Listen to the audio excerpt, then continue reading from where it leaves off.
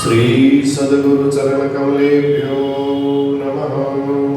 वर्णानामर्थ संघानां रसानां छन्दसामपि मंगलानां च कर्तारौ वन्दे वाणी विनायकौ। नीलाम्बुजश्यामलकोमलाङ्गं सीतासमारोपितवामभागं पाणौ महासायकचारुचापं नमामि रामं रघुवंशनाथं। भवानी शंकरो वन्दे श्रद्धा विश्वासरूपिणो याभ्यां विना न पश्यन्ति सिद्धाः स्वान्तस्तमीश्वरम्। मनोजवं मारुततुल्यवेगं जितेन्द्रियं बुद्धिमतां वरिष्ठं वातात्मजं वानरयूथमुख्यं श्रीरामदूतं शरणं प्रपद्ये।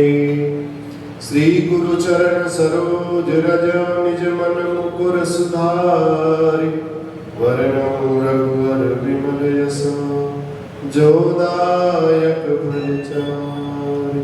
बंदौ श्री तुलसी के चरण जिनकी नो जगु काज कलि समुद्र बूढ़त लख्यो प्रगट्यो सत प्रगट्यो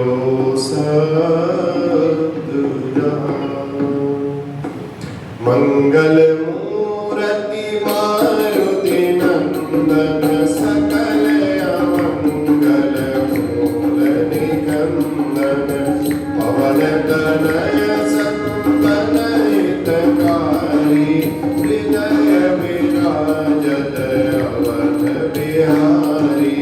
मातु पिता गुरु गणपति सारद शिवा समेत शंभु सुखदाय।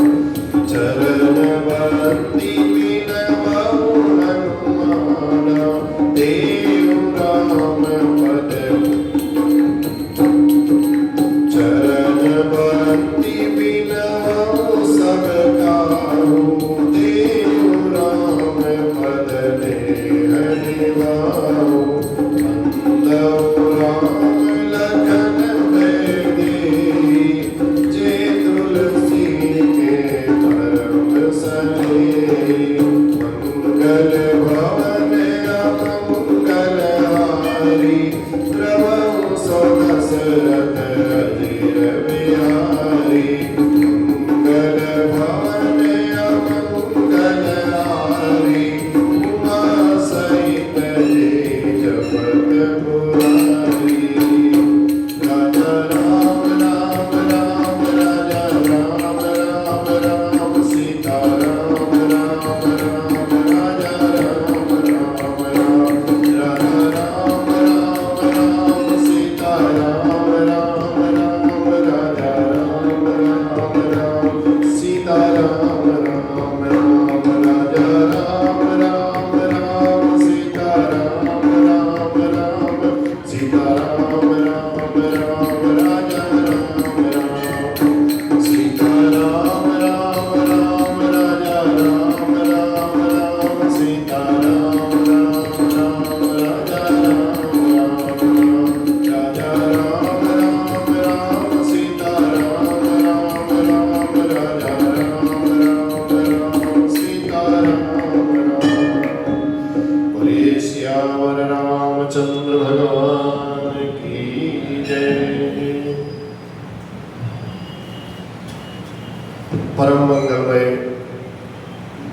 भगवान अकारण करुणा वर्णालय परमेश्वर श्री रामचंद्र जी के चरणों में साष्टांग प्रणाम निवेदित करते हुए उपस्थित भगवत चरणानुरागी राम कथा के रसिक, राम कथा के जिज्ञासु सभी भक्तजन और आप सभी के मध्य बड़ा सुंदर भगवान श्री राम का विवाहोत्सव यहाँ कल के प्रसंग में चल रहा था और जनक जी महाराज ने बड़े अत्यंत आदर के साथ विश्वामित्र जी को और महाराज दशरथ जी का, विश्वामित्र जी का स्वागत और महाराज दशरथ जी का स्वागत अपने मंडप पर, जहाँ विवाह होना है उस मंडप पर बुला करके किया है और सबको उचित आसन दिया, बैठाया। इतने में जो जनक जी के गुरु हैं श्री शतानंद जी महाराज, उनका मंडप पर प्रवेश होता है और भाव इतना अच्छा है, सिय सुंदरता बरनी न जाई, लघुमति बहुत मनोहरता है। भगवान राम और सीता जी आसन पर बैठे हैं और जनक जी महाराज आज भगवान जी के सबसे पहले जब वर का प्रवेश होता है मंडप पर तो वर के चरणों का प्रक्षालन किया जाता है, चरण धोए जाते हैं। तो भगवान के चरणों का प्रक्षालन कर रहे हैं। भगवान को चरण, अब जनक जी बड़े हैं अवस्था में, राम जी छोटे हैं। अब चरणों का जब प्रक्षालन कर रहे हैं तो स्वभाववश संकोच हो रहा है भगवान श्री राम जी को, तो संकोच के कारण अपने पैरों को बार बार पीछे की तरफ खींच रहे हैं भगवान। तो पाद प्रक्षालन हुआ। पाद प्रक्षालन के बाद जनक जी महाराज ने कन्यादान का संकल्प किया और कन्यादान हुआ। कन्यादान के बाद गठ जोड़ी की गई, दोनों की गठबंधन किया गया, भंवरें होने लगी। हिमवंत जिमि गिरिजा महे सही हरि, श्री सागर दई तिमि जनक रामहि, सिय समर्पी विश्व कल कीरति नई, क्यों करे विनय विदेहु, कियो विदेहु मूरति सांवरी, करि हो विधिवत गाँठी जोरी, होन लागी भावरी, होन लागी भावरी। जैसे भगवान हिमवान ने, हिमाचल जी ने शिव जी को अपनी पुत्री पार्वती को समर्पित किया था और जैसे भगवान विष्णु को समुद्र ने भगवान विष्णु को लक्ष्मी दी थी, और ऐसे ही आज जनक जी महाराज श्री रामचंद्र जी को सीता समर्पित कर रहे हैं, जिससे विश्व में सुंदर नवीन एकदम यश छा गया, कीर्ति छा गई। विदेह अब उनकी तो देह है ही नहीं, अब वो विनती करें तो करें कैसे। उस सावली मूर्ति ने सचमुच आज उनको विदेह बना दिया। उनमें कोई शब्द नहीं रहा कि कैसे भगवान की उस सुंदरता का वर्णन करें। विधि पूर्वक हवन हुआ, उसके बाद गठ जोड़ी की गई, भंवरें हुई। गांठ जोड़ने का समय आया तो भगवान को एकदम थोड़ा सा हंसी आई। जैसे ही भगवान को हंसी आई, देखो ये जनकपुर के लोग हैं, हम हैं परम ज्ञानी। ये जनकपुर के लोग अपने को मानते हैं परम ज्ञानी, लेकिन गांठ जोड़ने के लिए इन्हें मेरे पीताम्बर का एक कोना ढूंढना पड़ेगा। और भगवान है अनंत। अब अनंत का तुम एक कोना ढूंढने लग जाओ तो ढूंढने में तुम्हारे कई वर्ष बीत जाएंगे, पीढ़ियां बीत जाएंगी, भगवान के उस कोने को आप ढूंढ नहीं पाओगे। तो भगवान को इसलिए हंसी आई कि आज ये मेरी धोती का एक किनारा देख रहे हैं, मेरे गमछे का किनारा देख रहे हैं। तो इसलिए ब्रह्म असीम है, भगवान परब्रह्म परमात्मा है, ब्रह्म असीम है, इसलिए ब्रह्म के पीताम्बर का छोर भला किसको प्राप्त हो सकता है, किसको मिल सकता है। बांधने वाले भी बड़े समझदार थे, कोई साधारण नहीं थे बांधने वाले, ब्रह्म ज्ञानी जनक जी। तो जनकपुर वाले भी बड़े ज्ञानी, तो बड़े समझदार थे। पीताम्बर के चक्कर में वो पड़े ही नहीं। उन्होंने सीता जी की पचरंगी 5 रंगों वाली एक चूनर थी, उस चूनर को पकड़ लिया जैसे ही चूनर को पकड़ा और चूनर को पकड़ते ही भगवान का पीतांबर अपने आप उनके हाथ में आ गया। कैसे आया? पीतांबर अपने आप उनके हाथ में प्रकट हो गया। बोलिए भक्त वत्सल भगवान की। सीता जी की जो पचरंग की चूड़ी है, चुनरी है, उस चुनरी का भाव यह है कि जिस दिन हमारे जीवन में भक्ति के पांचों भाव आ जाएंगे, उस दिन भगवान श्री राम की हमें प्राप्ति स्वयं ही हो जाएगी।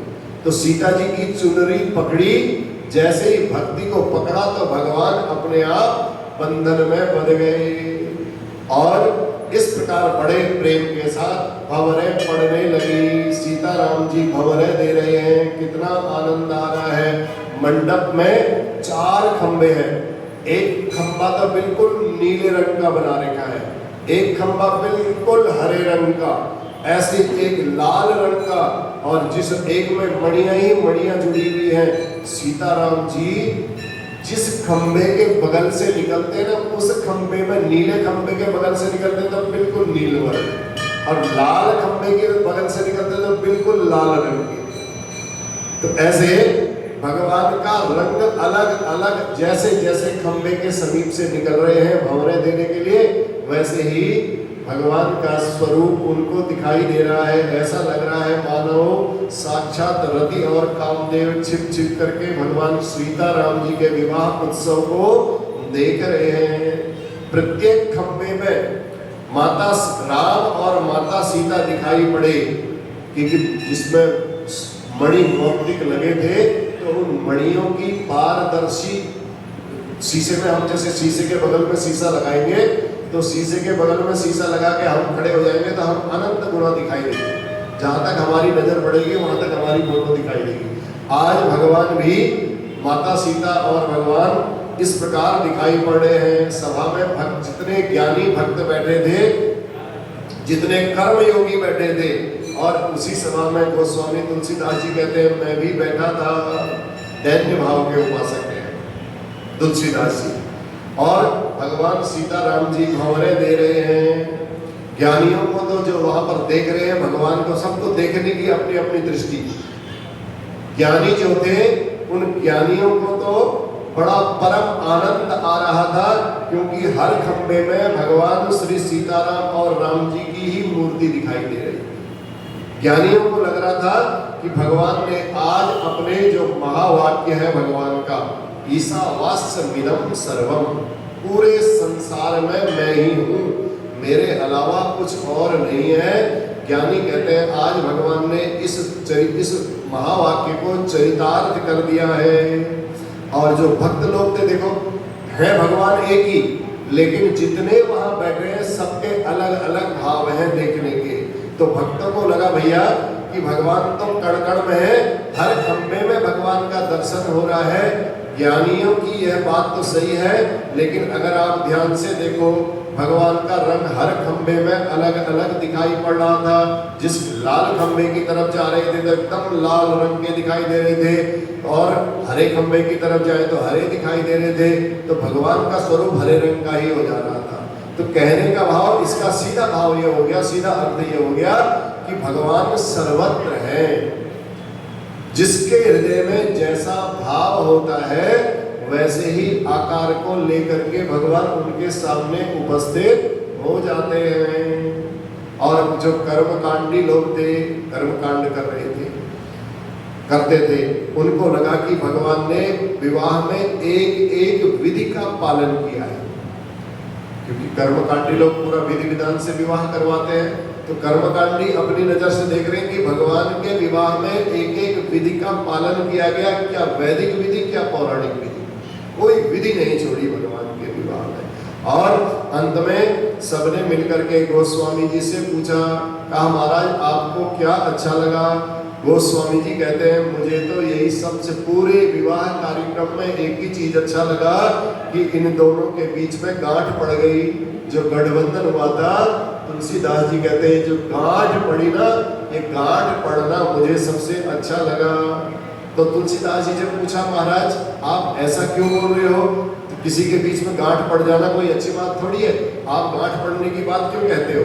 तो गोस्वामी तुलसीदास जी कहते हैं भैया देखो, दो लोगों के बीच में गांठ तभी नहीं पड़ती है कि जब उनके रिश्ते में कोई खटास आ जाए। ये कोई जरूरी थोड़ी है कि गांठ पड़ गई तो रिश्ते में कोई खटास आ गया। गांठ तो तब भी बांधनी पड़ती है जब एक ज्ञानी हो और एक भुलक्कड़ हो। कैसे? मेले में गए घूमने के लिए,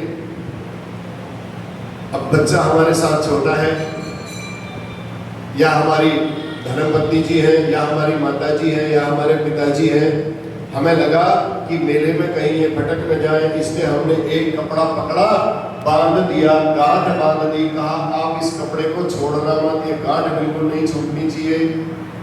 तो यहाँ पर चूनर में जो गांठ पीताम्बर, माता सीता ने श्री राम जी के पीताम्बर में जो चूनर में जो बांध रखा है, मानो वो सब जीवों को आश्वासन दे रही है।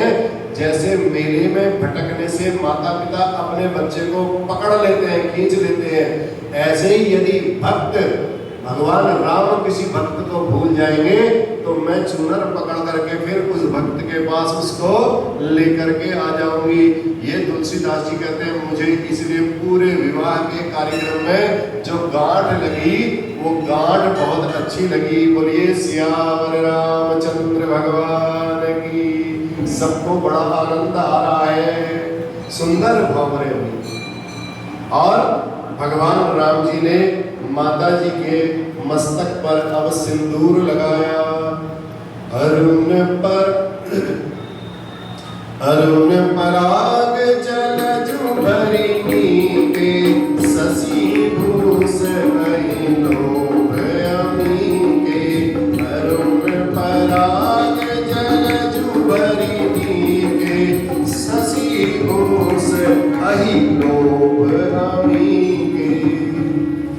राम जी माता सीता को सिंदूर लगा रहे हैं और गोस्वामी तुलसीदास जी कहते हैं ऐसा लग रहा है मानो कोई सर्प अमृत, चंद्रमा को अमृत के लोभ में लाल पराग भेंट कर रहा है।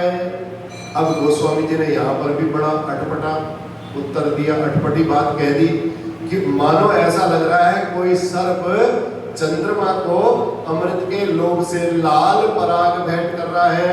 तो गोस्वामी तुलसीदास जी ने विवाह के मांगलिक अवसर पर भगवान के हाथों की उपमा सर्प से क्यों दी? अरे भगवान के हाथों की उपमा तो कमल की जो डंडी होती, कमल नाल होती है, बड़ी कोमल होती, उसको उससे भी दे सकते थे, उससे क्यों दी भगवान ने? गोस्वामी जी कहते हैं देखो यहाँ गोस्वामी जी का जो भाव है, गोस्वामी जी स्पष्ट बताते हैं। देखो ये जो सर्प है, सर्प होता है काल का प्रतीक। ठीक, काल हमेशा आता है तो दूसरे के सुहाग को मिटा देता है।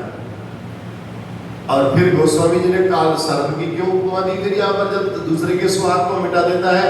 तो गोस्वामी जी कहते हैं नहीं नहीं, काल कभी किसी को सुहाग चिन्ह नहीं देता है, भेंट नहीं करता है। लेकिन विचार करिए, गोस्वामी तुलसीदास जी कह रहे हैं आज स्वयं काल ही उनको वो सिंदूर प्रदान कर रहा है, भेंट सुहाग चिन्ह भेंट कर रहा है। तो जब काल ही स्वयं सुहाग का चिन्ह देगा तो भला उसका सुहाग हमेशा के लिए अचल ही रहेगा। इसलिए गोस्वामी तुलसीदास जी ने कहा शशि भूष अहि लोभ अमी के। अहि माने सर्प। इसलिए काल स्वयं सुहाग का चिन्ह आज भेंट कर रहा है। भगवान जिसको कह देंगे दीर्घायु भव, दीर्घजीवी भव, आयुष्मान भव।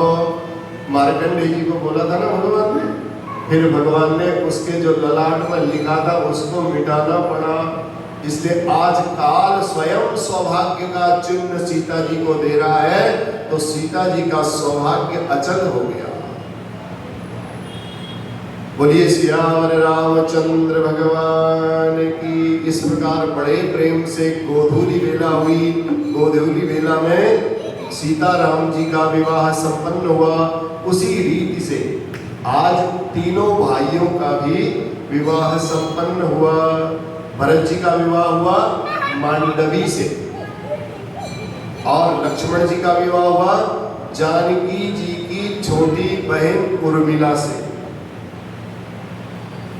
भरत जी का विवाह हुआ जानकी जी की छोटी बहन उर्मिला से, और शत्रुघ्न जी का विवाह हुआ है श्रुतकीर्ति से। तब जनक पाई वशिष्ठ आय सुब्याह साज सवारी के, पांडवी श्रुतकीरति उर्मिला कुंवरी लई हंकारी के, उसके तो कन्या प्रथम जो गुणशील सुख शोभामयी, सब रीति प्रीति समेत करी सो, यही नृप भरत ही दही। अभी हमने आपको एक बात बोली, लक्ष्मण जी का विवाह गोस्वामी तुलसीदास जी कहते हैं जानकी जी की छोटी बहन उर्मिला के संग हुआ। अब लेकिन बच्चों का परिचय माता पिता के नाम से दिया जाता है, उर्मिला जी का परिचय पिताजी के नाम से नहीं दिया, जानकी जी की बहन के नाम से दिया। उर्मिला जी के विवाह का अवसर आया तो उर्मिला जी के पिताजी के नाम का परिचय देने लगे, तो लक्ष्मण जी ने कहा मैं पिताजी का परिचय देकर के यदि आप विवाह करेंगे तो मैं विवाह करने वाला नहीं हूं। बल्कि तब गोस्वामी तुलसीदास जी कहते हैं यहाँ पर जो परिचय दिया गया उर्मिला जी का, कहा ये जानकी जी की छोटी बहन है, क्योंकि लक्ष्मण जी का सीधा सिद्धांत है जो मेरे राम का नहीं है वो मेरे काम का भी नहीं। इसलिए जो राम का होगा वही मेरे काम का होगा। तो उर्मिला जी का संबंध सीधा इसलिए गोस्वामी तुलसीदास जी ने जानकी जी से जोड़ा। अगर पिता से जोड़ दिया होता तो लक्ष्मण जी हो सकता विवाह के लिए इनकार कर दिए होते, तो लक्ष्मण जी कभी उनसे विवाह नहीं करते। इसलिए उर्मिला जी का परिचय लघु भगिनी करके दिया गया है। तो और शत्रुघ्न जी का विवाह श्रुतकीर्ति से हुआ। उसके बाद कोहबर की लीला प्रारंभ हुई।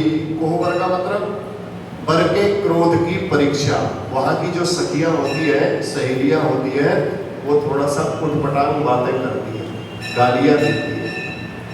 अब उसमें धैर्य का बड़ा परिचय देना पड़ता है, क्योंकि ये रीति है, रीति तो पूरी करनी पड़ती है, रिवाज पूरे करने पड़ते हैं। कोहबर में केवल स्त्रियां होती हैं और दूल्हा सरकार होते हैं और कोई नहीं। वहां पर स्त्रियां दूल्हे से विरोध करती हैं, दूल्हे के क्रोध का परीक्षण करती है, इसलिए उसको कोहबर के नाम से जाना जाता है। राजकुमारी, जितने राजकुमारों का विवाह चारों राजकुमारियों के साथ संपन्न हुआ। अब विवाह के पश्चात जब चारों भगवान के साथ कोहबर में प्रवेश हो रहा है चारों का, तो मिथिला की सब नर नारियां भगवान को लेकर के कोहबर में गई और मिथिला की जितनी स्त्रियां थी वहां पर भगवान के साथ अब आनंद के साथ विनोद करने लगी। पर भगवान श्री रामचंद्र जी ने जिसने जो कहा मुख नीचे करके ऐसे किसी की तरफ देखा भी नहीं, बिल्कुल सुनते गए ऐसे करके मुंह नीचे करके बैठे हैं, भगवान कुछ नहीं बोल रहे हैं बिल्कुल। तब एक सखी ने कहा देखो ये कितने अभिमानी हैं, हमने इतना इनको बोल दिया, इतनी गालियां इनको दे दी, लेकिन एक शब्द नहीं बोल रहे हैं। गर्व माने गर्व कर रहे हैं, गर्व करौ रघुनंदन जनि मनि महा। अब 3 भाई और भी थे राम जी के साथ। लक्ष्मण जी ने सुना, लक्ष्मण जी से रहा नहीं गया। लक्ष्मण जी ने कहा अरे मेरे भैया को अभिमानी कहने वाले कौन होते हो आप? आखिर हमारे भैया को किस बात का अभिमान है जो आप हमारे भैया को अभिमानी कहते हो? तब दूसरी सखी कहती है रहने दो लक्ष्मण जी, आपके भैया भले ही इनको किसी बात का अभिमान न हो, लेकिन एक बात का इनको अभिमान बहुत है, इनको अपने रूप का अभिमान है, इनको अपने सौंदर्य का अभिमान है। लक्ष्मण जी बड़े प्रसन्न हो गए। हो भी क्यों ना भैया, मेरे भैया को इस बात का अभिमान होना चाहिए, सुंदर है तो उनको अभिमान है। तो तब उस सखी ने उत्तर दिया आपके भैया सुंदर हैं, लेकिन अब ये जिसके सामने में बैठे हैं ना, जरा ये भी विचार कर लो, अब बैठे किसके सामने में है? जब सुंदर थे तब सुंदर थे, अब इनकी सुंदरता यहाँ चलने वाली नहीं है। गर्भ करौ रघुनंदन जनि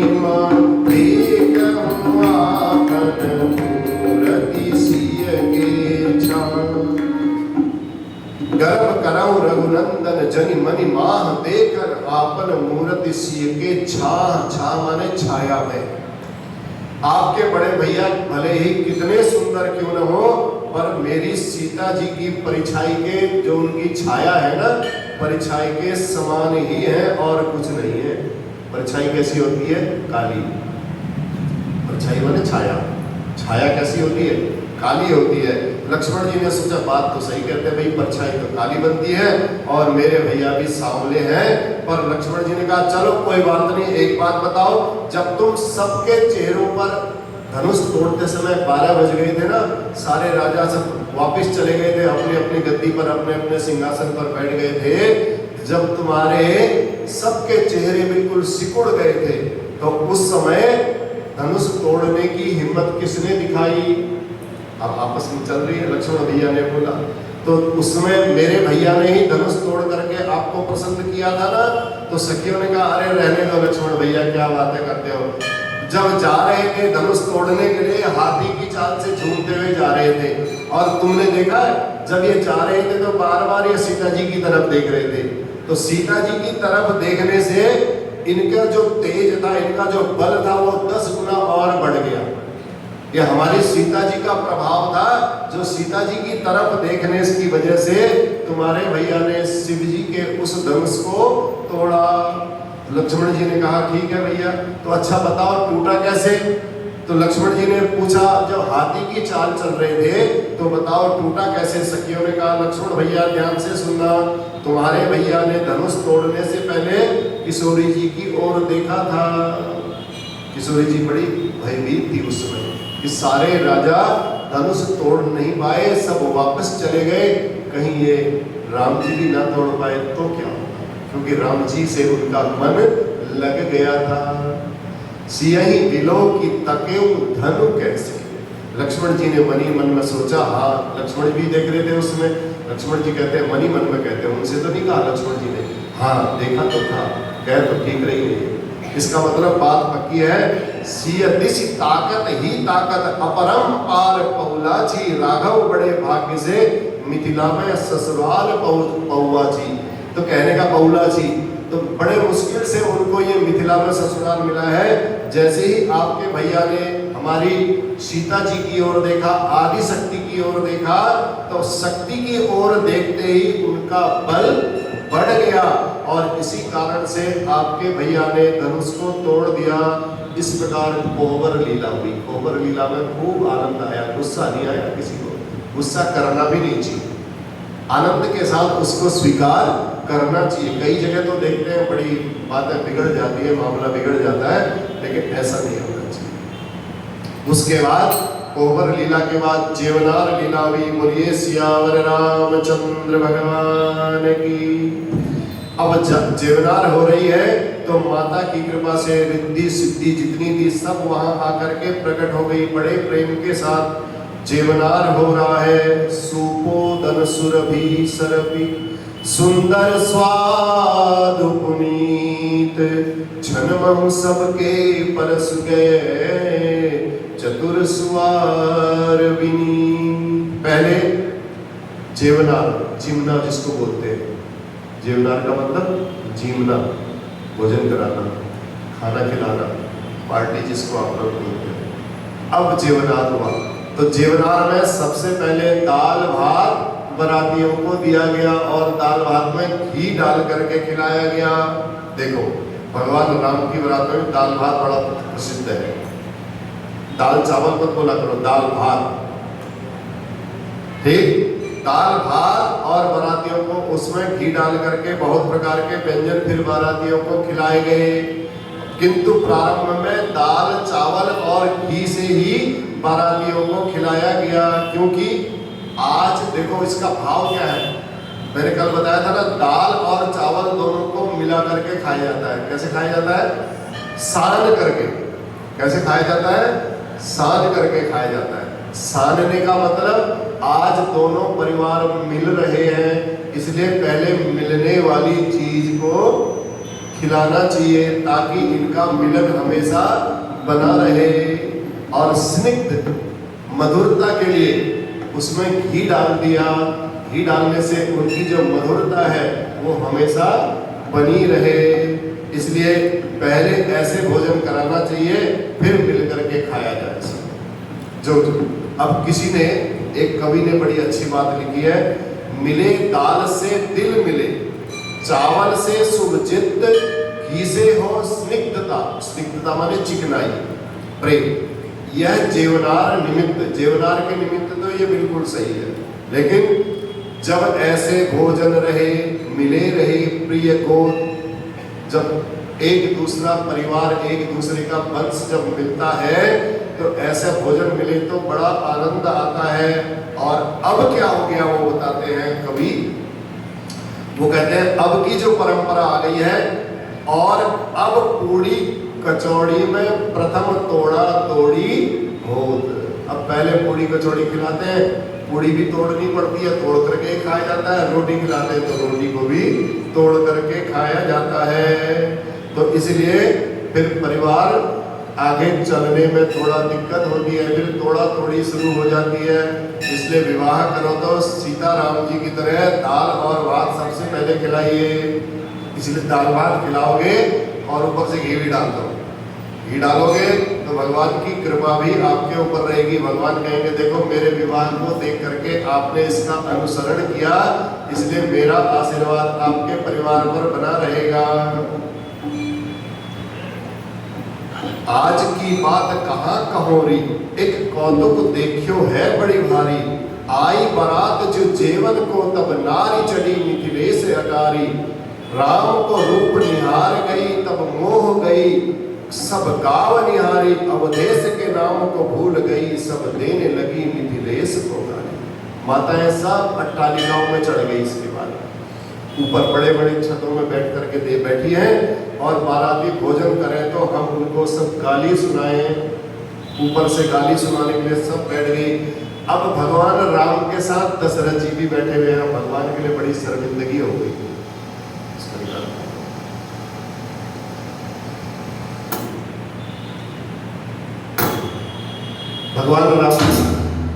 भगवान राम जी के लिए बड़ी शर्मिंदगी हो गई कि अब ये गालियां दे रही हैं और हमारे पिताजी हमारे साथ बैठे हैं, तो कैसे किया जाए। तो भगवान ने पिताजी को भी कहीं गाली न सुननी पड़े, तब भगवान श्री राम ने एक कौतुक किया। क्या कौतुक किया भगवान ने, कि अपनी माया का प्रसार कर दिया।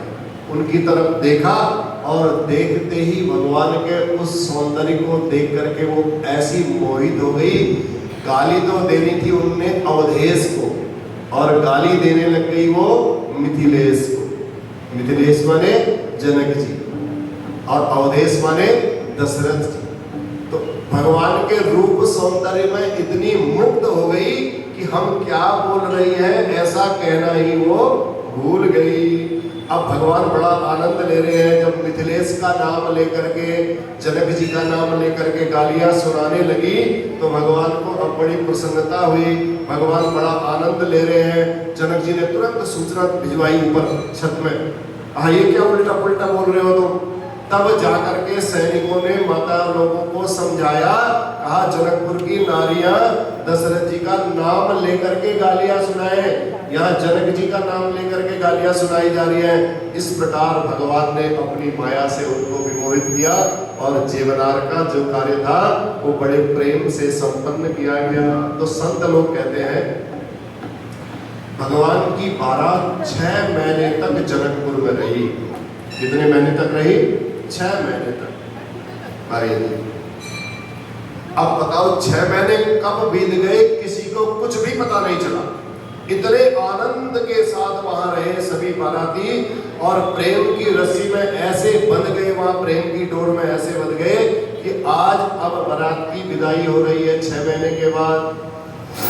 जब बारात की विदाई का अवसर आया, चारों भाई चारों वधू को विदा कराने के लिए अब रनिवास में आए। अंदर भी कुछ पूजा होती है, कुछ औपचारिकताएं होती है। तो विदाई हो रही है। सीता जी ने एक तोता और मैना इनको भी पाल रखा था। आज देखो सीता जी की विदाई के समय जिन तोता और मैना को पाल रखा था, वो तोता और मैना के भी रो रो के ऐसे बुरे हाल हो गए थे, ऐसे बुरे हाल हो गए थे, तो इतने व्याकुल हो गए वो तोता और मैना विदाई के समय। बताओ, जब तोता और मैना की ये स्थिति हुई तो वहां के जो नर नारी थे उनकी क्या स्थिति हुई होगी, क्या उनके ऊपर बीती होगी, तो मनुष्यों की क्या दशा हुई होगी। तो जनक जी महाराज तो इतने व्याकुल हैं कि उसका वर्णन नहीं किया जा सकता है। उसके बाद सुनैना मैया सीता जी के विदाई के अवसर पर सीता जी के पास आई और सीता जी को बहुत सुंदर नारी धर्म का उपदेश दिया। कहा, बेटा तू अब ससुराल जा रही है, अब तू बेटी नहीं है, अब तू बहू बन करके जा रही है, तुझे वहां जा करके कुछ बातों को सीखना बहुत जरूरी है। सास ससुर गुरु सेवा करे हूँ, पति रुक लगे आय सो अनुसरे हूँ। सास ससुर गुरु सेवा करे हूँ, पति रुक लगे आय सो अनुसरे हूँ। विदाई के समय जनक जी महाराज ने भी भगवान श्री राम को हाथ जोड़ करके प्रणाम किया है और भगवान श्री राम की भगवान समझ करके स्तुति गाई है। राम करो के ही भांति प्रशंसा, मुनि महेश मन मानस हंसा। मन समेत जी जानन बानी, कर किन सकहि सकल अनुमानी। महिमा निगम में कहीं कहीं, तो जो तिहु काल एक रस रही। तो जनक जी कहते हैं, जिनको मन सहित वाणी भी नहीं जानती है, जिनका अनुमान कोई नहीं लगा सकता है, तर्क से जिनका कभी पार नहीं पाया जा सकता है, जिनकी महिमा वेद पुराण भी नेति नेति कह करके गाते हैं, ऐसे सच्चिदानंद तीनों कालों में एक रस सदा रहते हैं, निर्विकार रहते हैं, एक रस रहते हैं। सुख में ज्यादा खुशी नहीं और दुख में ज्यादा दुख नहीं। ऐसे प्रभु तो कहा, ऐसे हे प्रभु समस्त सुखों के आप मूल हैं, मेरे नेत्रों के आज आप विषय बने। मुझे परम सौभाग्य मिला कि आपके साक्षात दर्शन करने का, तो इसलिए आपने मुझे सभी प्रकार से बढ़ाई दी। जनक जी कहते हैं राम जी को, आपने कोई कसर नहीं छोड़ी मुझे विदाई देने में, और सभी प्रकार से अपना जन मान करके मुझे स्वीकार किया। यदि 10,000 सरस्वती और शेष भी आ जाए तो करोड़ों कल्पों तक आपने जो मुझे मान बढ़ाई दी उसकी गणना नहीं की जा सकती है। तो इसलिए सुनिए, यदि मेरे सौभाग्य और आपके गुणों की कथा कह करके समाप्त नहीं की जा सकती है हे रघुनाथ जी, तो इस प्रकार बारात आगे चलने लगी। अब विदाई का समय आने लगा। विदा हुई, बड़े प्यार से सबने हाथ जोड़ करके जनक जी ने दशरथ जी को कहा, आपने मेरे ऊपर बड़ी कृपा की। देखो, दशरथ जी जनक जी को कहते हैं कि आपने मेरे ऊपर बड़ी कृपा की। दशरथ जी कहते हैं, नहीं प्रभु, ये कृपा तो आपने मेरे ऊपर की, जो आपने इतने साक्षात परब्रह्म परमात्मा के मुझे दर्शन कराए। जनक जी कहते हैं, नहीं, आज आपने कन्या देकर के हमारे ऊपर उपकार किया है। कितनी बड़ी शिक्षा। तो इस प्रकार वहां से बारात विदा होती है, और विदा होने के बाद बारात अयोध्या पहुंचती है। जैसे अयोध्या में प्रवेश हुआ, अयोध्या में आज चारों राजकुमार, चारों और राजकुमारियों का बड़े धूमधाम से स्वागत हो रहा है। चारों बहुएं आई हैं आज एक साथ। अब माताएं कितनी खुश नहीं होंगी। बड़े धूमधाम से माताओं ने स्वागत किया है। कौशल्या जी को तो इतना आनंद आया कि जिसका वर्णन नहीं किया जा सकता है। अब माताएं अपनी जो लोक रीति होती है, उस लोक रीति से दूल्हा दुल्हन की जो लोक रीतियां वो सब कर रही हैं। तो ऐसा करने से वो जो नई नई नई नवेली दुल्हन आई है ना, उनको संकोच हो रहा है थोड़ा सा कि माताएं हमारी ऐसे पूजा कर रही है। ऐसा करके बैठिए थोड़ी देर, इधर बैठ जाओ, ऊपर बैठ जाइए कुर्सी पे। बोलिए सियावर रामचंद्र भगवान की। तो बहुओं को बड़ा संकोच हो रहा है कि आज माताएं हमारा पूजन कर रही हैं, नई नई दुल्हनियां हैं, तो उन नई नई दुल्हनों को माताओं की उस लोक रीति से संकोच हो रहा है। इस महान आनंद विनोद को देखकर भगवान श्री रामचंद्र जी आज अयोध्या आकर के मनी मन में मुस्कुरा रहे हैं। सारे राजकाज से निवृत्त होकर के अब दशरथ जी अपने रनिवास में गए, और रनिवास में आने के बाद कौशल्या मैया से दशरथ जी कहते हैं, देखो कितनी अच्छी बात बताई, ये सीखना चाहिए। घर में वधू आए तो वधू को किस प्रकार घर पे रखना चाहिए। आज वही दशरथ जी अपनी धर्म पत्नी कौशल्या मैया को ये बात बता रहे हैं।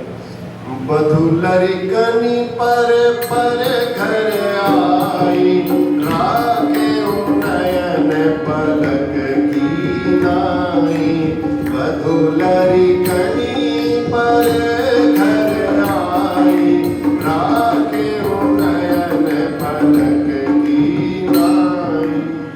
दशरथ जी कहते हैं कौशल्या को, बहुएं अभी बच्ची हैं, अभी छोटी हैं, और इनको इस तरह से रखना, राखेओ नयन पलक की नाई, जैसे पलकें हमारे आंखों के अंदर को सेफ रखती है। बिल्कुल कोई कचरा भी आएगा तो पलकें तुरंत बंद हो जाए, कोई कष्ट नहीं आने देती है। ऐसे ही आपने अपनी बहुओं को उन पलकें बन करके रखना है। इस प्रकार से उनकी रक्षा करनी है, उन्हें सुख पहुंचाना है। वैसे ही सुख पहुंचाना है जैसे पलकें अपने आंखों की रक्षा करती है। इस प्रकार बड़े प्रेम से भगवान श्री सीता रामचंद्र जी का विवाह संपन्न हुआ। और गोस्वामी तुलसीदास जी महाराज जी कहते हैं, देखो ये सीता रामचंद्र जी के विवाह की कथा को जिन लोगों ने सुना, या जो इस कथा को गाते हैं, बोलते हैं या सुनते हैं, हमेशा उनके जीवन में उत्साह बना ही रहता है। उनके जीवन में कोई चिंता जैसी परिस्थिति नाम की तो कोई चीज आती ही नहीं है, चिंता होगी नहीं उनको किसी बात की। ये भगवान जी का आशीर्वाद है। ऐसा गोस्वामी तुलसीदास जी ने कहा, सिय रघुवीर विवाह जे सप्रेम गावई सुनई। सिय रघुवीर विवाह जे सप्रेम गावई सुनई, दिन कहूं सदा उछाहु। उत्साह भरा रहेगा उनके जीवन में हमेशा। मंगलायतन राम जसु, मंगल ही मंगल उनके घर में होंगे। बोलिए भक्तवत्सल भगवान की।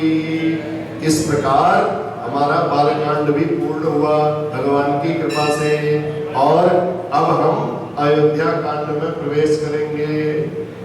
सीताराम राम राम राजा राम राम राम, सीताराम राम राम राजा राम राम राम, सीताराम राम राम राजा राम राम राम, सीताराम राम राम राजा राम राम राम, सीताराम राम राम राजा राम राम राम, सीताराम राम राम राजा राम राम राम।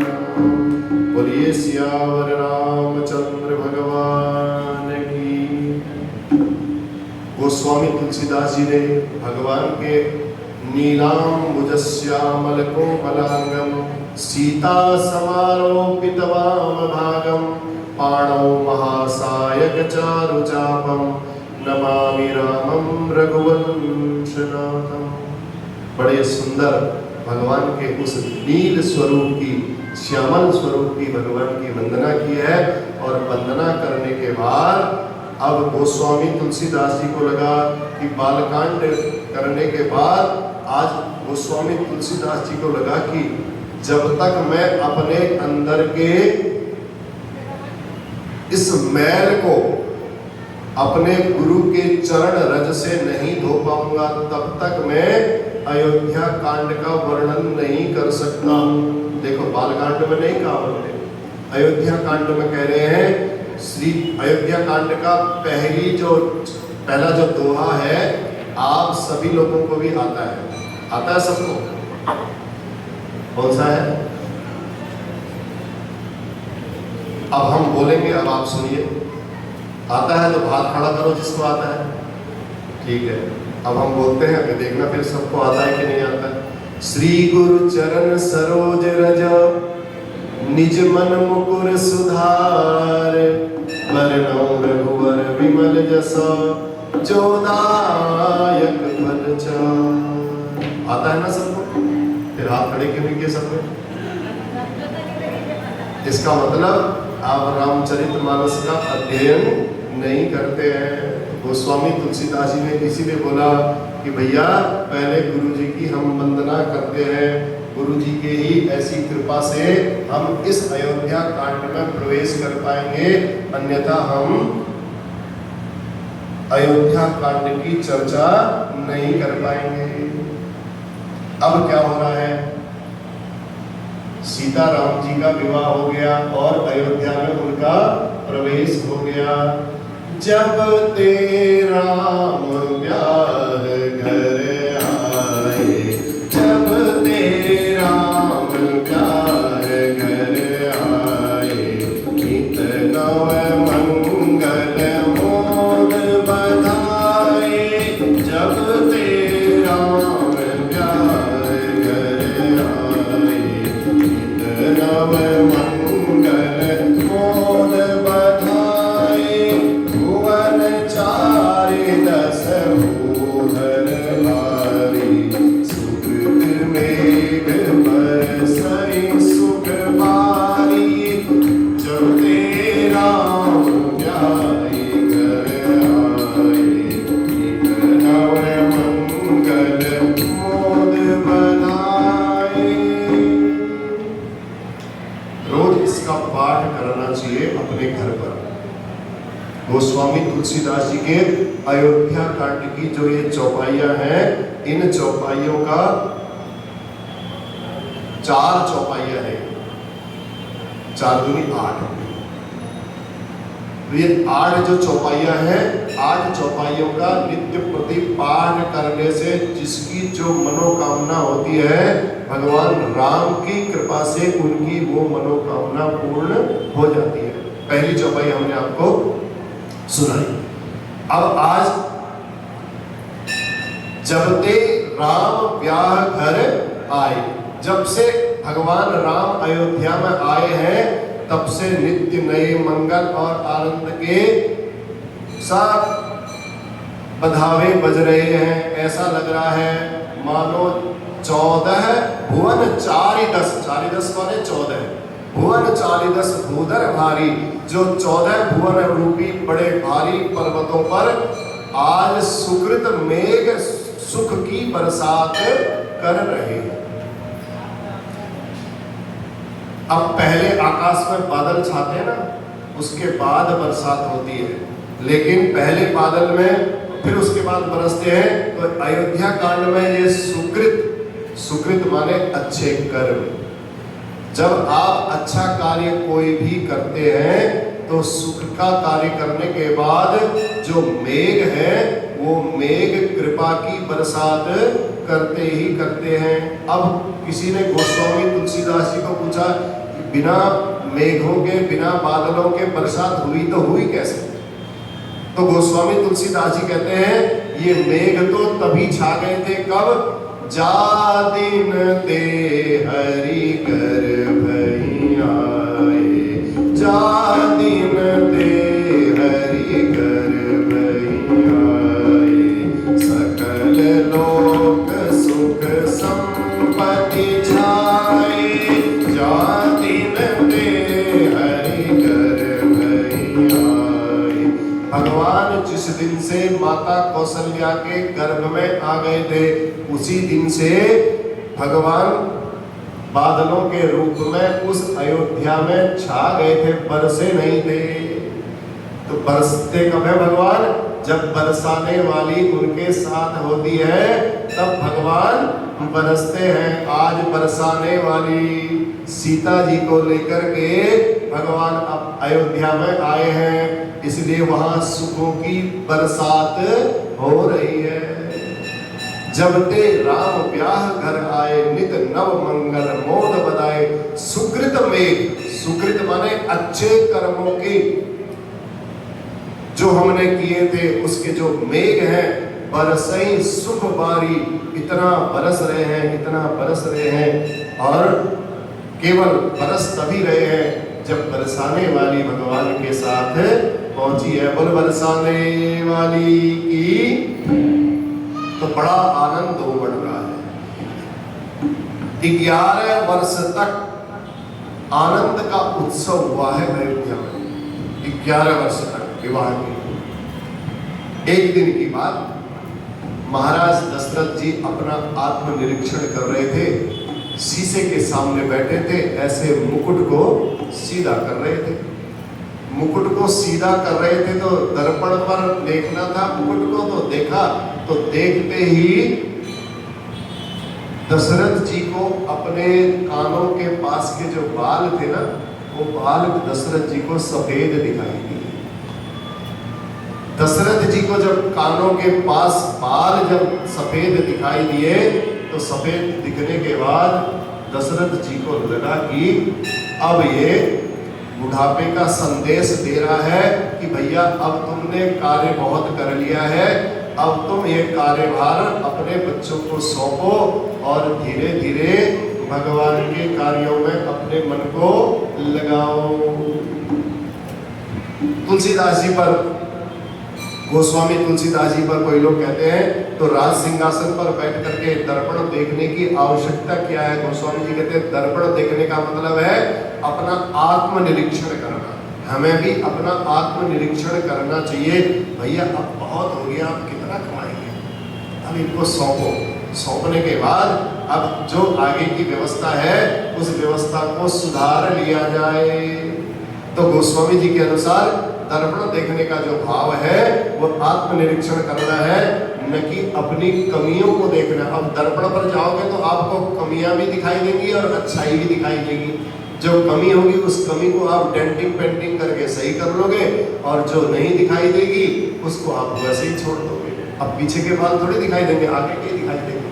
तो दशरथ जी को भी ऐसे ही तब जब कान के पास उनको सफेद बाल दिखाई दिए, श्रवण समीप भये सित केसा, श्रवण समीप भये सित केसा, मनहु चरठ पन अस उपदेसा। कानों के पास जब बाल सफेद हो गए तो दशरथ जी को लगा कि बुढ़ापा उन्हें कुछ कहना चाह रहा है, उनके कान में कुछ दस्तक देना चाह रहा है। नृप जुबराज राम कहूं देहु, जीवन जन्म लाहु किन लेहु। महाराज आपका ये चौथापन आ गया है। आप युवराज का पद राम जी को दे दीजिए और भगवान का भजन करके अपने जीवन का लाभ लीजिए। ये काल कह रहा है, समय कह रहा है। महाराज दशरथ के मन में ऐसे सुंदर विचार आ गया। जब देखा तो ऐसा ही विचार आया। उस विचार को उन्होंने अंदर समझा और उन्होंने तुरंत सुंदर दिन निकलवा करके अपने गुरुदेव के पास गए। गुरुदेव से कहा, गुरुदेव सही मुहूर्त निकालिए और मुझे राम जी को युवराज का पद देना है। मेरी अंतिम इच्छा है मैं युवराज का पद उनको प्रदान करूं। बेगी विलंब न करिय नृप, साजिय सुबह साजिय सबुई समाज, सुदिन सुमंगल तबई जब राम होई जुबराज। अगर मैं राम को युवराज का पद दे दूंगा, उसके बाद मैं चला भी जाऊंगा ना, मुझे कोई कष्ट नहीं होगा। वशिष्ठ जी महाराज ने कहा, शुभ मुहूर्त के लिए पूछ रहे हैं, और वशिष्ठ जी सारी बातें जानते थे कि शुभ मुहूर्त है या नहीं है, शुभ मुहूर्त आने वाला है नहीं। तो उन्होंने बात को पलट करके बोला। राजा के उस व्याकुलता को देख करके वशिष्ठ जी भी सत्य बात को नहीं बोल पाए। वशिष्ठ जी को सब पता था कि शुभ मुहूर्त आने वाला है या नहीं आने वाला है, क्या होने वाला है और क्या नहीं होने वाला है। लेकिन राजा की व्याकुलता देख करके वशिष्ठ जी इतने कोमल द्रवित हो गए। वशिष्ठ जी कहा अगर मैं राजा को ऐसा बोल दूंगा तो राजा की क्या परिस्थिति होगी। तो बात बदल करके बोला, वशिष्ठ जी ने कहा देखो राजन, जिस दिन राम जी राजा की गद्दी पर बैठेंगे वही दिन शुभ मुहूर्त हो जाएगा, और तुरंत कर दो आप इस बात को। वशिष्ठ जी ने ये शब्द बोले कि जिस दिन राम जी इस गद्दी पर बैठेंगे वही शुभ मुहूर्त होगा, और इस कार्य को आप तुरंत कर दो। वशिष्ठ जी ने इतना कहा और राजा दशरथ जी ने कहा चलो हम कल राम जी को युवराज का पद दे रहे हैं, और कल कभी आता नहीं है। इसलिए वशिष्ठ जी ने कहा तुरंत कर दो। बात समझ में नहीं आई दशरथ जी की, और दशरथ जी ने कहा कल करते हैं। आप सभी मिल करके दशरथ जी ने आदेश दे दिया, जाओ राज्याभिषेक की तैयारी करो, कल हम राम को युवराज का पद देने वाले हैं। अब अवध में बाजे बजने लगे, सभी लोग बड़े प्रसन्न हैं। दास दासियां राज तिलक हेतु गुरुदेव के आज्ञा से सब प्रकार की सामग्रियां एकत्रित कर रही हैं, और अयोध्या में सभी लोग प्रसन्न हैं। सुंदर बाजे बाज गाज साज जितने थे सब बजने लगे। तिनहि सुहाइन अवध बधावा, चोरहि चंदिनी रातिन भावा। तिनहि सुहाइन अवध बधावा, चोरहि चंदिनी रातिन भावा। यहाँ राम जी के राज्याभिषेक की तैयारी हुई, और राम जी के आदेश से कैकेयी मैया वहां तैयार हुई, और राम जी ने यहाँ देवताओं को तैयार कर दिया। देवताओं से कहा कि राज्याभिषेक की तैयारी है, तुम अपनी तैयारी करो। अब देवताओं ने सरस्वती माता के पास गए, सारे देवता सरस्वती माता से कहा पूरे अयोध्या में तुम भी तैयारी करो, राम का राज्याभिषेक कल ही होने वाला है। राज्याभिषेक हो गया तो जो वन की लीलाएं करनी है वो सब अधूरी की अधूरी रह जाएंगी। राम जी की इच्छा थी। राम जी ने आज एक विशेष बात बताया। लोग कैकेयी को गाली देते हैं कि बड़ी क्रूर थी, बड़ी दुष्टा थी, इसने राम जी को वनवास दे दिया, ये कर दिया, वो कर दिया। लेकिन जब राम जी छोटे थे ना, कैकेयी जितना राम जी को प्यार करती थी उतना कौशल्या मैया नहीं करती थी राम जी को प्यार। जन्म जरूर दिया कौशल्या मैया ने, लेकिन अपने प्राणों से भी ज्यादा भरत जी को उतना प्यार नहीं करती थी जितना राम जी को प्यार करती थी। बचपन में राम जी ने कैकेयी मैया को बोला, मैया जब पिताजी मुझे राजगद्दी सौंपेंगे उस समय तुम मुझे वनवास दिला देना। तो कैकेयी ने कहा तुम मुझसे क्यों कहता, अपनी मैया से क्यों नहीं कहता है? तेरी मैया भी तो कह सकती है, तो अपनी मैया से बोल ना।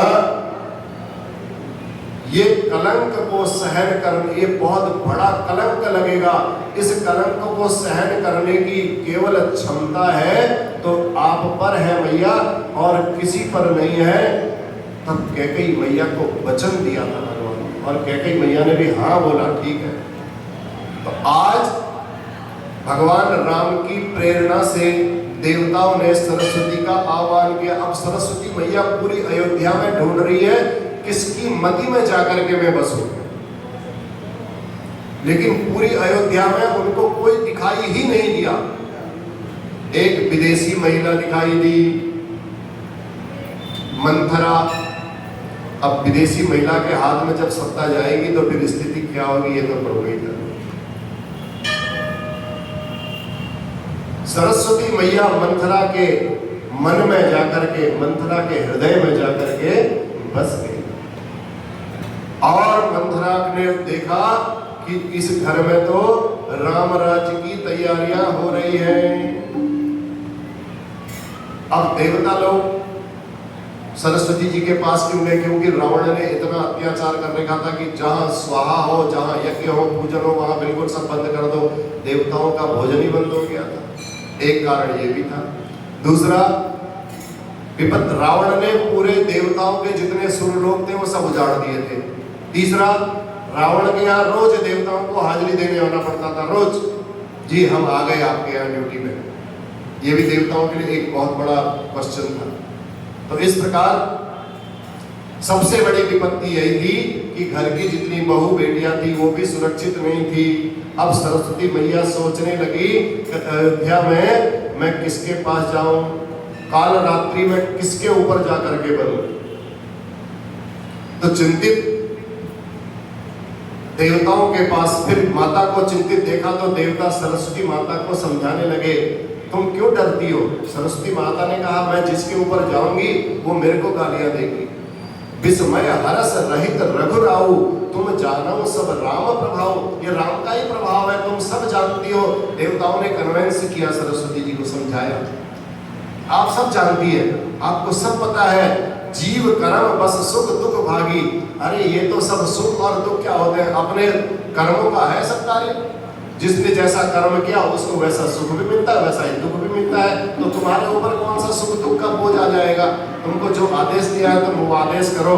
तो सरस्वती मैया का ब्रेन वॉश हो गया, समझ गई। जाइए अवध देव हित लागी, ये देवताओं के हित के लिए तुम अवध में जाओ और तुम्हें किसी प्रकार का कोई कष्ट नहीं होगा। आप रघुनाथ जी के स्वभाव को जानती हैं। इसलिए अब रही बात अवधवासियों की, तो जीव कर्मों के अधीन अपना दुख पाता है। इसमें माता सरस्वती मैया आपका कोई दोष नहीं होगा। अब सरस्वती मैया जैसे ही अवध की ओर जाती है, ऊंच निवास नीच करतूती, देखी न सकी पराई विभूति। देवताओं का को गालियां देने लगी सरस्वती मैया, नाम के इतने बड़े हैं और काम ऐसा कर रहे हैं कि जा किसी की मति में चले जा और जाकर उसका घर उजाड़ दे। ऊंच निवास नीच करतूती, देख ही न सके पराई विभूति। दूसरे का ऐश्वर्य देख ही नहीं पाती, ये देख ही नहीं पाते हैं देवता लोग। तो इसलिए देवताओं का निवास बहुत ऊंचा है पर इनकी करतूतें बहुत निम्न हैं। इनसे दूसरों का उत्कर्ष नहीं देखा जाता है। सरस्वती मैया ने विचार किया, भगवान राम ने कहा था मैं तुम्हारे लिए ही अवतार लूंगा। इसलिए देवताओं को भी इतना धैर्य नहीं है, जब भगवान ने बोला है कि मैं तुम्हारा काम करने के लिए अवतार लूंगा, बोला है तो लेंगे जरूर, कहीं ना कहीं तो करेंगे अपनी व्यवस्था। मुझे निमित्त क्यों बनाया जा रहा है? सरस्वती मैया के मन में बार बार बात आ रही थी, मुझे निमित्त ना बनाया जाए। तो सरस्वती मैया ने अंततोगत्वा देवताओं की बात को स्वीकार किया और मंथरा की बुद्धि को फेरना प्रारंभ किया। सरस्वती जी अयोध्या आई और सरस्वती जी ने देखा सभी लोग राम प्रेम में पगे हुए हैं। एक भी अवधवासी ऐसा नहीं दिखा जिसकी बुद्धि सरस्वती जी बिगाड़ सके। तब नाम मंथरा मंदमती, चेरी कैकई केरी, अजस पिटारी ताही करी गई हीरावती फेर। मंथरा नाम की जो कैकई की दासी थी, उस मंदमती दासी के मन में सरस्वती बैठी और अपयस की पिटारी बना करके उसको सरस्वती जी वहां से चली गई। अब मंथरा ने कल कैकेयी को क्या क्या समझाया, क्या क्या ज्ञान दिया, वो हम आपको कल की कथा में बताएंगे। और आज की कथा को हम यहीं विराम देंगे। कल आप लोग सही समय पर ठीक 7:30 बजे 7 बजे पहुंच जाओ मंदिर पे, आरती में सम्मिलित होकर के कथा में सम्मिलित हो जाओ। आओ आइए, अब हम एक भजन के माध्यम से ही आरती मनी मन में भगवान जी की करिए और भजन को गुनगुनाते रहिए।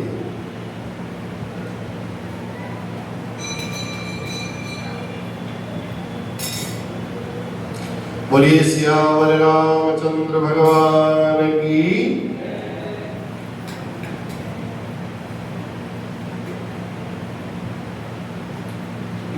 मानो तू है मुसाफिर, दुनिया है धर्मशाला, संसार क्या है सपना, वो भी अजब निराला। मानो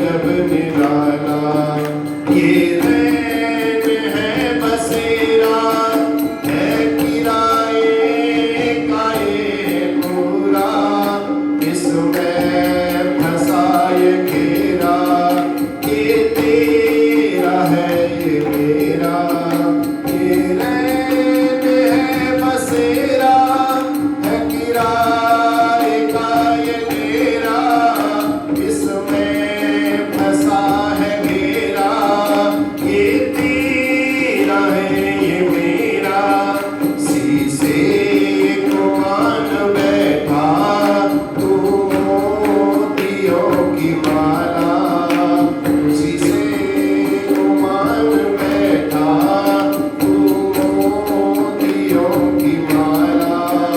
संसार क्या है सपना तो भी अजब निराला, मानो तू है मुसाफिर दुनिया है धर्मशाला।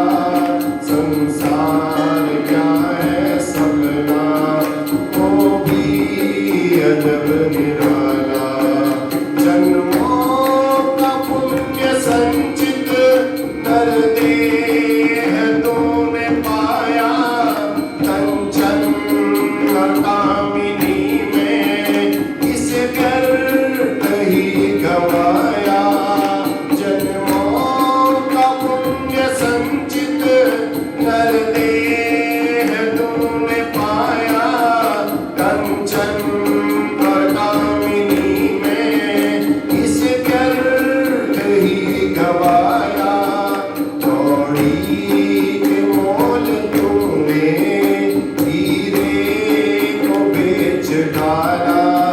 संसार क्या है सपना तो भी अजब निराला, मानो तू है मुसाफिर दुनिया है धर्मशाला। संसार क्या है सपना तो भी अजब निराला। नश्वर है तन का ढांचा, बालों की बीत कांचा, मुनियों ने परखा जांचा, बस राम नाम साचा। नश्वर है तन का ढांचा, बालों की बीत कांचा, मुनियों ने परखा जांचा, बस राम नाम साचा। भटके तू भी शिकारी, सिया राम नाम प्यारा। संसार क्या है सपना तो भी अजब निराला, मानो तू है मुसाफिर दुनिया है धर्मशाला। संसार क्या है सपना तो भी अजब निराला, तो भी अजब निराला, तो भी अजब निराला। बोलिए सियावर रामचंद्र भगवान की, धर्म की जय हो, अधर्म का नाश हो, प्राणियों में सद्भावना हो, विश्व का कल्याण हो। गौ माता की जय हो, गंगा मैया की जय हो, भारत माता की।